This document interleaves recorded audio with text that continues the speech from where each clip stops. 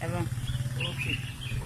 Je voudrais partager la parole de Dieu par rapport à ce que nous vivons, surtout pour nos nations infirmes.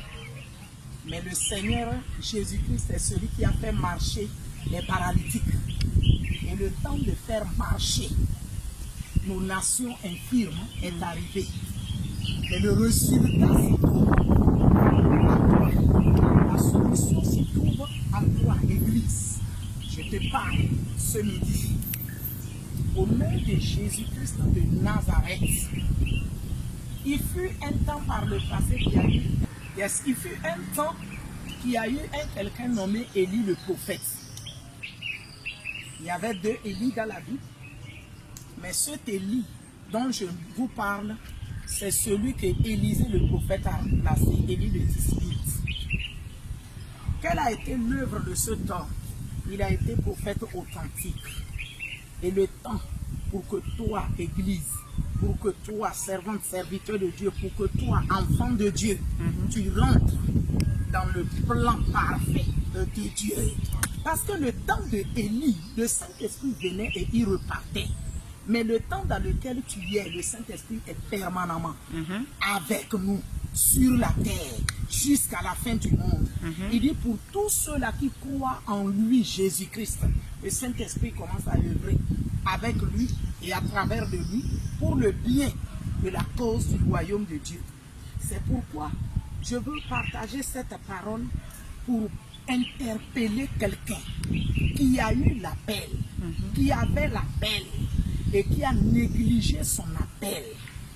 L'heure est arrivée que tu te lèves parce que le Saint-Esprit de nouveau t'arrose dans ces moments difficiles de confinement appelé. Le Saint-Esprit t'arrose de son onction, de son huile fraîche. Alléluia. Amen. De son autorité pour que tu te lèves pour brandir l'étendard de l'évangile. En cela, je vais lire la parole de Dieu selon 1 Roi 19, à partir du verset 16. Il dit, tu oindras, c'est l'Éternel qui ordonnera et qu'il ordonnait à Élie le prophète. Il dit, tu oindras aussi Jéhu, fils de Nimshi, pour roi d'Israël. Et tu oindras Élisée, fils de Chapas, d'Abel, Méola, pour prophète à ta place. Mais il y a eu 3. C'est-à-dire, il y a eu Jéhu, il y a eu Azaël et il y a eu Élisée, le prophète. Qu'est-ce que le Seigneur est en train de Qu'est-ce que le Seigneur est en train de te dire? Il dit, voici ton temps de recevoir de nouveau une onction fraîche. Une onction fraîche pendant ce temps de confinement qui va t'arroser pour te propulser, qui va t'amener à prendre une nouvelle force, une nouvelle vigueur, un nouveau zèle. Ne t'amuse pas. Ce que tu entends cet après-midi, le Saint-Esprit me l'a attesté pour toi, Église. Et partout où se trouve un enfant de Dieu sur cette planète, tu es devenu une arme incontournable. Ce confinement est pour toi une arme incontournable par l'onction du Saint-Esprit. Ne t'amuse pas, parce que Jésus est là pour l'enlèvement de son Église. Mais il ne va pas enlever l'Église qui titube, l'Église infirme. C'est ce pourquoi son onction est là pour saisir encore de nouveau tous les Jéhu, tous les Azaël, comme ça, tous les Élisée. Et c'est toi qui m'écoute, qui m'entend. C'est toi ce Jéhu, c'est toi ce Azaël, c'est toi ce Élisée. Laisse-toi être arrosé par le Saint-Esprit. Parce que la délivrance en dépend de toi par le Saint-Esprit.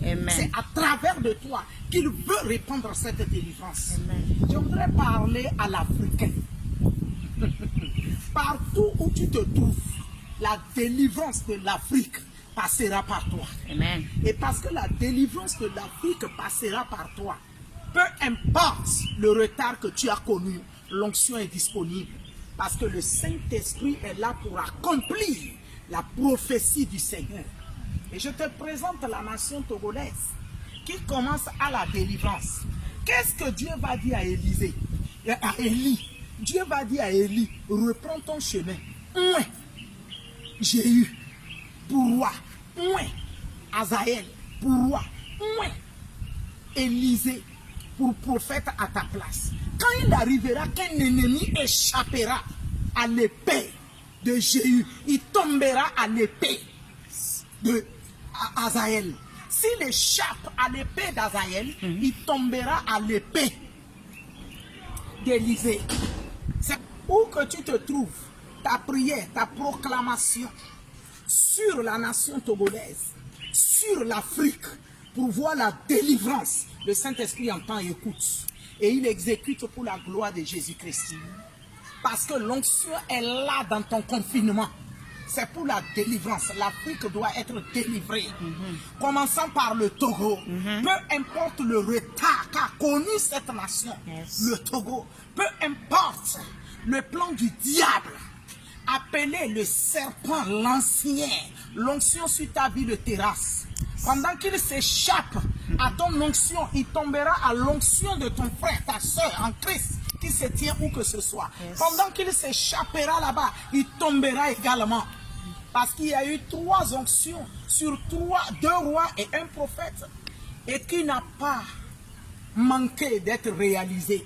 Et c'est le temps de la réalisation. La délivrance de l'Afrique. La délivrance de l'Afrique selon la parole de Dieu.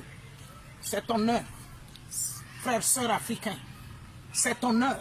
Et je ne te parle pas seulement, moi je ne connais pas leurs histoires de Jésus. Non, ce n'est pas une histoire de Jésus.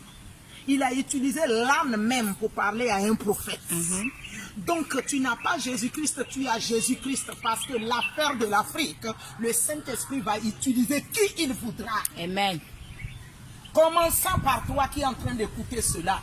Et tu publieras cela pour la confirmation de la prophétie. Parce que le Saint-Esprit, cette onction qu'il a envoyé Élie à oindre toutes ces 3 personnes, c'est-à-dire c'est le feu du Saint-Esprit qui a allumé dans les 4 coins du monde entier pour la délivrance de l'Afrique. Ne sois pas loin de ça. Pendant que tu le feras, ce n'est pas pour ta famille seule qui sera en repos ou en joie. Pendant que tu feras cela, ce n'est pas ta petite.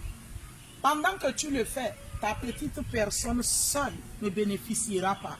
Mais tu te réjouiras de voir la gloire de Dieu éclater sur l'Afrique, sur le Togo. Et le réveil pour les nations. À Jésus-Christ soit la gloire. Parce que tu es participant, tu te réjouiras également le premier. Sois béni au nom de Jésus. Amen. Amen, parce que tu l'as fait. Amen.